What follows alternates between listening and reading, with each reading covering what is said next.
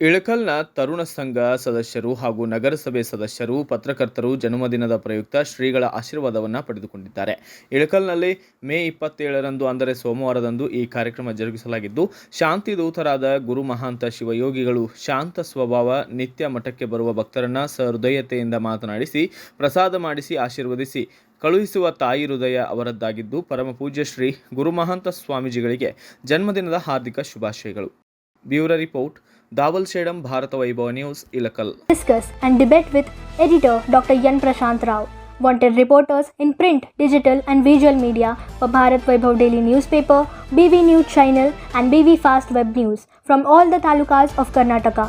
If interested, send your resume to 9482633333. Thanks for watching. Like, comment, share and subscribe to the fast growing channel BV News, Voice of the People.